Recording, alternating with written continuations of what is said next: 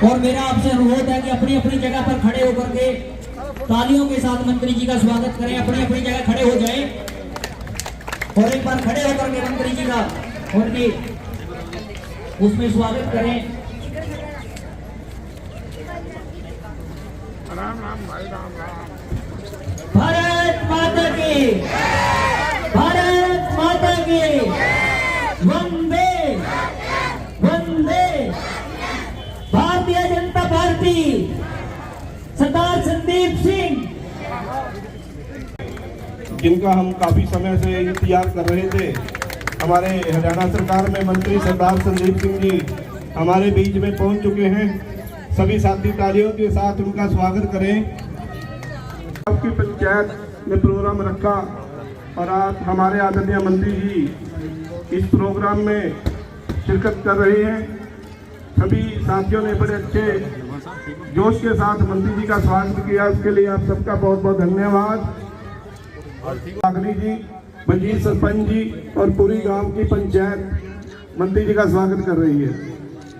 एक रूपरेखा बना रहे हैं कि कुछ लोग इस तरीके से घूम रहे हैं कि उनको शायद लगता है कि जिस तरीके से पंजाब में वो या दिल्ली में वो चोरी करके सरकार बना रहे हैं, उससे शायद हम हरियाणा में भी चोरी करके कर पाएंगे। लेकिन मैं आप सबको एक चीज बता देना चाहता हूं, बहुत बड़े बड़े स्कैम बाहर आ रहे हैं। जब किसी के ऊपर स्कैम नहीं चलता और वो साफ सुथरा होकर काम कर रहा होता है तो उसके ऊपर कई दूसरे लांछन भी लगाए जाते हैं कि इसको नीचा दिखाया है। दिल्ली के अंदर अभी कुछ दिन पहले एक स्कैम बाहर आ रहा है कि बसें जो हैं वो जल भी रही हैं अपने आप ही, लेकिन बसों के साथ साथ उसके अंदर अगर 3 सवारी या 4 सवारी या 10 सवारी अगर बैठती हैं, लेकिन सरकारी खाते में पूरी बस फुल चलती है और उसका खर्चा सरकार को पूरा जाता है। लेकिन बस फ्री में है, खर्चा सरकार देती है बस का, टिकट का भी, लेकिन उसके पैसे कहाँ जाते हैं ये किसी को नहीं पता।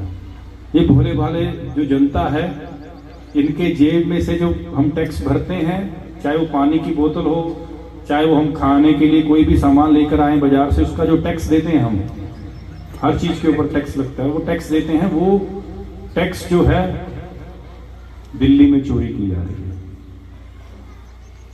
पंजाब के अंदर बिजली फ्री की बात कर रहे थे, बिजली फ्री तो दी, लेकिन एक ही घर में 3-3, 4-4 मीटर लगा दिए, लेकिन मीटर लगाने के पैसे वहीं उतने ही चार्ज कर लेते हैं।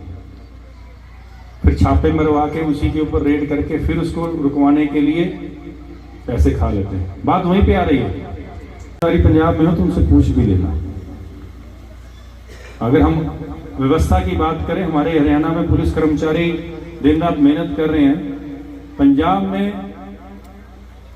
हर रोज कोई ना कोई नौजवान मर रहा है, कोई ना कोई डकैती हो रही है, कहीं ना कहीं लूट मार हो रही है, क्योंकि सरकार जब अनाड़ी के हाथ में दे दी जाए तो वो चला नहीं पाते।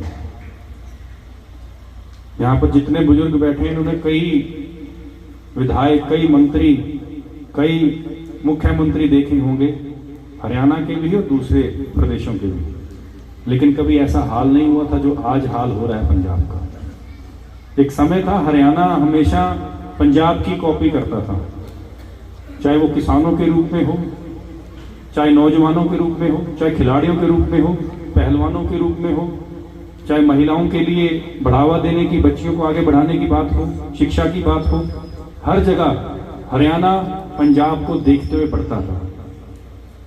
आज ऐसा जमाना है, जब मैं 2019 में पहली बार मंत्री बना तो माननीय मुख्यमंत्री जी ने एक नारा दिया था, मेरा पानी मेरी विरासत। किस किस को याद है ये? सभी किसानों को तो याद होगा, नहीं याद? आप ये देखिए, अगर आपके पास 5 एकड़, 10 एकड़, 2 एकड़, 1 एकड़ भी जमीन है और आप उसके ऊपर खेती कर रहे हो, अगर वही पानी नहीं होगा आपके खेतों में तो क्या खेती कर पाओगे? बताइए। मोदी जी ने शुरू की थी किनके लिए? उनके खुद के लिए नहीं, आप लोगों के लिए। आज पंजाब इतना बेबस है कि उसको भी बोलना पड़ रहा है कि पानी की बचाव करो, क्योंकि अगली दुनिया का जो सबसे बड़ी वॉर होनी है वो पानी के ऊपर होनी है। धरती के इतने नीचे चला गया। माननीय मुख्यमंत्री जी ने पानी से लेकर महिलाओं को बढ़ाने से लेकर हर चीज में, खिलाड़ियों से लेकर किसानों से लेकर हर चीज में आगे बढ़ावा दिया। अभी एक सबसे बड़ी घोषणा माननीय मुख्यमंत्री जी बहुत जल्दी करने वाले हैं। वो सबसे ज्यादा फायदा हमारे पेवा हल्के को होगा, और वो बिल होगा जो ये लीज पर हम कई सालों से जमीन पर बैठे हुए हैं, उसका बिल आ रहा है। 2005 के इलेक्शन हो चाहे 9 के इलेक्शन हो, जब कांग्रेस सरकार हरियाणा में आई थी तो उन्होंने ये वादे किए थे कि हम यहाँ पर आपको पूर्ण रूप से फ्री करवा देंगे, और कई यहाँ पर मेरे बुजुर्ग बैठे भी हुए हैं जो ये बातें बताते भी हैं और हमने सुनी भी है। लेकिन आज जब सुप्रीम कोर्ट के ऑर्डर होने के बावजूद भी माननीय मुख्यमंत्री जी उसका हल निकाल रहे हैं, जिसमें हमारा किसान और हमारे किसान के परिवार उस पर अपना हक जमा सकें, ऐसा बिल माननीय मुख्यमंत्री जी बहुत जल्द आपके बीच में लेके आ रहे हैं। ये किसानों के लिए बहुत बड़ी बात है। लेकिन उसमें जिसका भी चेक आता है तो वो जरूर एसडीएम ऑफिस में जाकर अपने जो कागज हैं वो दें, क्योंकि कई ऐसे चेक हैं गांव, आपको गांव वाले भी कई ऐसे बाहर के भी हों तो उनको भी मैसेज पहुंचाएं कि वो चेक की जो कागज मांगते हैं एसडीएम ऑफिस से उनको जमा करा के चेक लें, जिससे कि आपको देरी ना हो। क्योंकि हमारे यहाँ से अभी पीछे लगभग 300 के आसपास चेक बने थे, और 27 फरवरी को मेरा जन्मदिन था तो उस दिन मैंने लगभग 70 से 80 चेक बांट दिए, बाकी चेक भी चल रहे हैं। तो मेरी एक आपसे विनती है कि आपकी आपके जानने पहचानने वाले या जो यहाँ काफी सरपंच बैठे हैं, अगर उनके गांव के कोई ऐसे लोग हैं तो उनको जरूर मैसेज पहुंचाएं कि एसडीएम ऑफिस में अपने कागज जमा करा के वो चेक जरूर ले लें, क्योंकि वो आपके लिए, आपकी सहायता के लिए, आपकी मदद के लिए, चाहे वो मेडिकल की हेल्प हो, चाहे घर के लिए हो, चाहे वो बच्चों की शिक्षा के लिए हो, वो जो पैसा आता है तो उसको आप सही जगह पर, आप सही समय पर लगा सकें।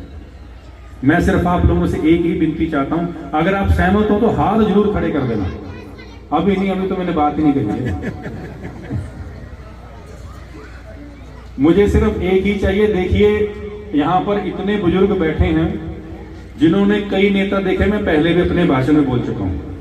मैं सिर्फ आप लोगों से एक ही बात चाहता हूं कि उन लोगों को, जिन लोगों ने सिर्फ और सिर्फ वोट के अलावा कोई काम नहीं किया, वोट लेने के अलावा कोई काम नहीं किया, उन लोगों को बता देना इस बार की काम जो है जरूरी है, वोट भी जरूरी है, लेकिन झूठे वादे जरूरी नहीं है।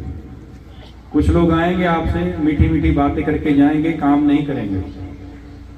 और जिन्होंने पहले भी किए हुए हैं काम, जो कर भी रहे हैं, आप लोग पेहवा हलके को दूसरे हलकों के जगह कंपेयर कर लेना। आजकल नौजवानों के पास मोबाइल फोन है, उनसे पूछ लेना कि दूसरे हलकों में कितने काम चल रहे हैं और हमारे हलके में कितने चल रहे हैं, तो आपको पता चल जाएगा। और 2 या 3 दिन के अंदर, मंगलवार या बुधवार तक, जितने भी 3.5 साल में हमारे हलके में काम हुए हैं वो लिस्ट, और कितने पैसे लग चुके हैं वो लिस्ट आपको मिल जाएगी।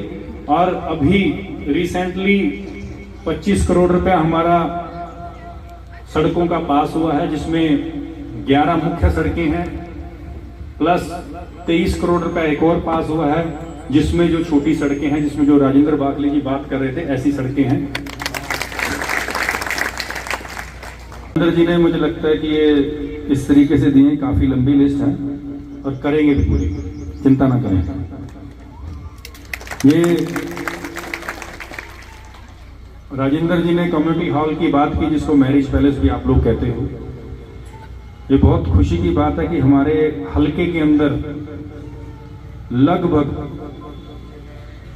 40 के आसपास कम्युनिटी हॉल बन चुके हैं। ये बहुत बड़ी नंबर है। और अगर पंचायत हमें लैंड देती है तो इसका आगे की प्रक्रिया मैं शुरू करवाऊंगा। हेल्थ सेंटर जो है उसकी नई बिल्डिंग बननी है, तो उसकी नई बिल्डिंग के लिए हमारे जो सरपंच साहब बने हैं, मैं इनको कहूंगा कि जितने भी ये आपने मुझे आज अपनी कमेटी के साथ समक्ष बैठकर ये जो मांगे दी हैं, इसमें हेल्थ सेंटर की एक बिल्डिंग बनवाने की, इसको भी हम पूरा करवाएंगे। आंगनबाड़ी की बिल्डिंग बनवाने के लिए बात कर रहे हैं, आप लैंड दे दीजिए तो इसको भी हम पूरा करवाएंगे। शमशान घाट में पानी पीने की व्यवस्था करवाने के लिए ये बहुत जल्द ही पब्लिक हेल्थ से इसको हम पूरा करवाएंगे, क्योंकि पीने के पानी का और पाइपलाइन का डलवाने का है, तो वो इसको जमीन देनी पड़ेगी जो पाइपलाइन डलवाने के लिए, तो वो हम करवा देंगे। आप पंचायत की तरफ से ये करवा देना हमें। बोर नया लगना है, उसके लिए भी लैंड दे दीजिए। जैसे ही आपकी लैंड हो जाएगी उसके बाद मैं इसको पूरा करवा दूंगा। प्राइमरी स्कूल में नए कमरे बनने की मांग है, तो एजुकेशन डिपार्टमेंट से हम करवाएंगे। साथ ही में बस स्टैंड पर नए शेड की व्यवस्था जो आपने मांगी है, मैं अपने खुद के निजी कोटे से पंचायत को 1 लाख रुपए देता हूं कि जिससे नया शेड बन जाए।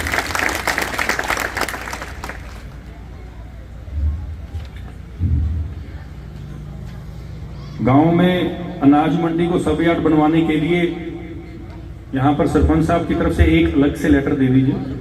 हाँ, रेजोल्यूशन डलवा के एक अलग से लेटर दे दीजिए, जिससे कि जो जो विभाग अलग अलग है, जैसे एजुकेशन का है वो अलग दे दीजिए, जो हेल्थ का है वो अलग दे दीजिए, मार्केटिंग बोर्ड का है वो अलग दे दीजिए। और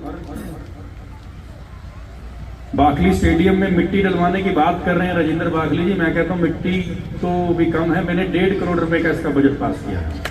ये अभी का नहीं, ये 6 महीने पहले मैंने इसको पास किया था, तो अप्रैल के बाद इसका काम शुरू, अप्रैल के अंदर इसका काम शुरू हो जाएगा।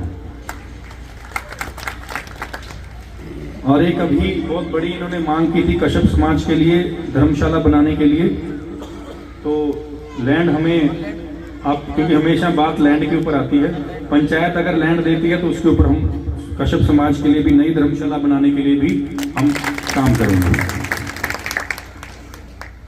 प्लाट ठंडपुरा में ट्यूबवेल लगवाने के लिए भी लैंड हमें दे दीजिए, वहां पर भी मैं बोर नया करवा दूंगा, जिससे कि आप लोगों को पीने के पानी की सुविधा की कोई कमी ना आ सके। और इसमें और भी कई ऐसे छोटे काम हैं जो रूटीन के काम हैं, वो मैं आपके मंडे से लग जाऊंगा, कल से लग जाऊंगा वर्किंग डे से, कि आपके वो सारे कार्य हों। बस मुझे एक ही आप लोगों से वादा चाहिए।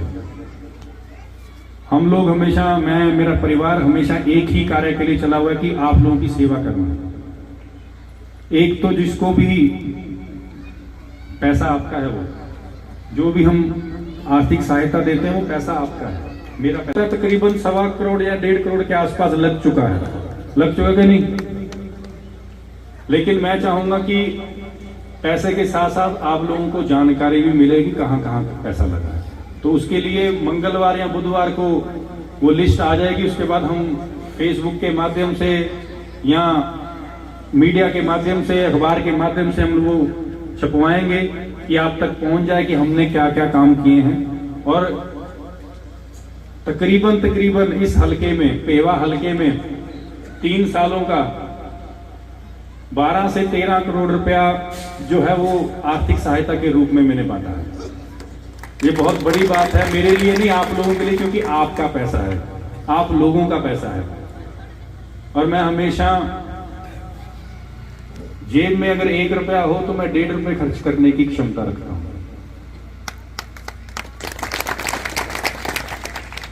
आगे भी करते रहेंगे, सिर्फ मुझे आप लोगों का साथ चाहिए, आप लोगों का प्यार चाहिए। अगर आप सहमत हैं तो आप हाथ खड़े करें।